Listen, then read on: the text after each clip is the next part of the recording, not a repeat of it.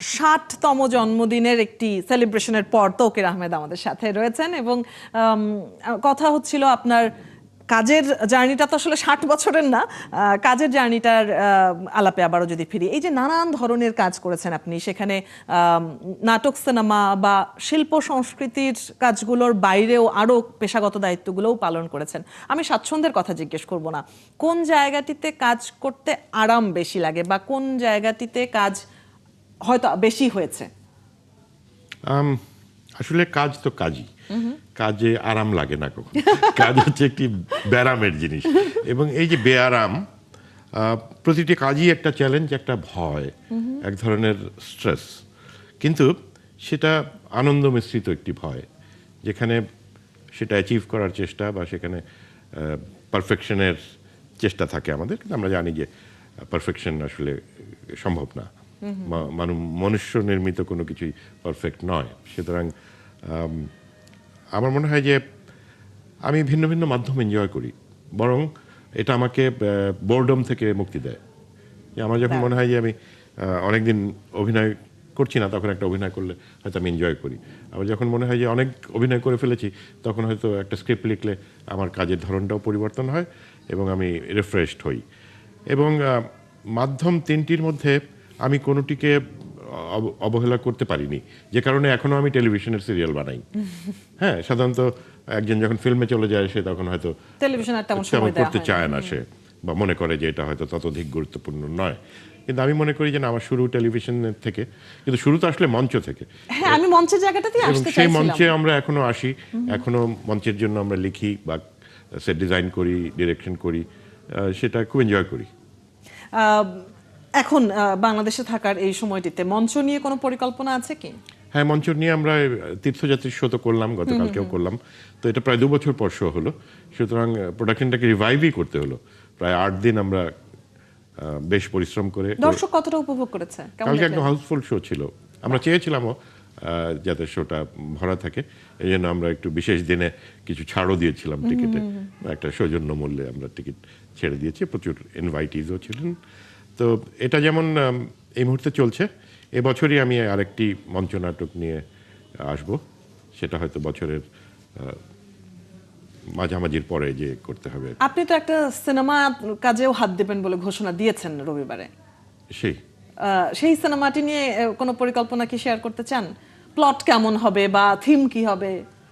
হ্যাঁ, আমি ওই যেটা বলি সবসময়, যে আমার ছবিতে আমার কিছু ভাবনার থাকলেই আমি সেই ছবিটি নির্মাণ করতে চাই। এই ছবিটি একটি, এটাও আমার ধারণা যে এক ধরনের, এটাকে কি বলবো, যে বিষয়ভিত্তিক ছবি। আচ্ছা। এবং সেটা শুধু রিয়েলিস্টিক না, বরং কিছুটা সুরিয়েলিস্টিক অ্যাপ্রোচও থাকবে এর মধ্যে।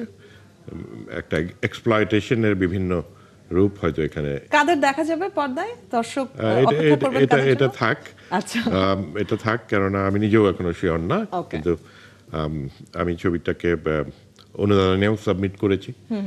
যদি অনুদান পাই তো সহজ হয়ে যাবে আমার জন্য, আর যদি অনুদান না পাই তাহলে আমাকে প্রডিউসার হান্ট করতে হবে, কেন চলচ্চিত্রে অনেক টাকা লাগে মাধ্যমগত কারণেই। তো সে কারণেই হয়তো করা হয়ে ওঠে না সবসময়। যে আমার 7টি ছবি, গতকালকে আমি বলছিলাম যে এটা 14টিও হতে পারতো, যদি পরিবেশ পরিস্থিতি বা পৃষ্ঠপোষকতা অনুকূলে থাকতো। অনেক আগে একবার একটা সাক্ষাৎকারে আপনি বলছিলেন, আমার সাথেই ছিল সেই সাক্ষাৎকারটি, আপনি বলছিলেন যে আমি ব্যবসাটা করি মূলত চলচ্চিত্রে যেন সেই টাকা আমি ব্যবহার করতে পারি। এই চিন্তা ভাবনা কি আছে এখনো? এখনো আছে, কিন্তু মুশকিলটা হচ্ছে যে মাঝখানে যেমন আমি অনেকদিন রাগ করে ছবি বানাইনি, যেমন দারুচিনি দ্বীপের পরে কিন্তু আমি প্রায় 7-8 বছর আমি ছবি করিনি। আবার 15তে এসে অজ্ঞাতনামা করলাম। তো যে সময়টা আমি ছবি করিনি, সেই সময়টা আমি কি করেছি? আমি নক্ষত্রবাড়ি নির্মাণ করেছি। আমি আমার একটু রাগের জায়গাটাও বলবেন, কেন রাগের জায়গাটা? ওই সময়টা আমি ফাগুন হাওয়ায় নামে যে ছবিটি আমি পরে করেছি, ওই ছবিটি নিয়ে অনেক প্রডিউসারের সাথে মিটিং করেছি এবং তারা কেউ উৎসাহী হননি। অনুদানের জন্য জমা দিয়েছি, সেখানেও তারা উৎসাহিত হননি। আমার তখন খুব রাগ হয় আর কি, আমি একটু রাগী সবসময়। তো আমি করলাম না ছবি, এরকম একটা ভাব নিয়ে আমি অন্য কাজ করা শুরু করলাম। টেলিফিল্ম করলাম, নাটক করলাম, মঞ্চে কিছুদিন কাজ করলাম, এবং একটা পর্যায়ে আমি জালালের গল্প বলে একটি ছবিতে অভিনয় করলাম, আবু সাঈদ ইমনের, এবং ওটা ওদের সঙ্গে আমি বুসানে গেলাম। বুসান ফিল্ম ফেস্টিভ্যালে আমি অনেকগুলি ছবি দেখে ওখানে আমার সাথে দেখা হলো, আসগার ফরাদির দেখা হলো, মহসিন মাকবুলের সাথে দেখা হলো, এবং তাদের সাথে কথা হলো, এবং আমার হঠাৎ মনে হলো যে আমি তো অনেকদিন ছবি করছি না, আমি তো ছবি করতে পারি, আমি করেছি আগে, এবং আমার আরও ভাবনা আছে করার।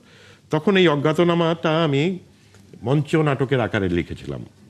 আচ্ছা, এটা বই আকারেও বেরিয়েছিল 13 সালে।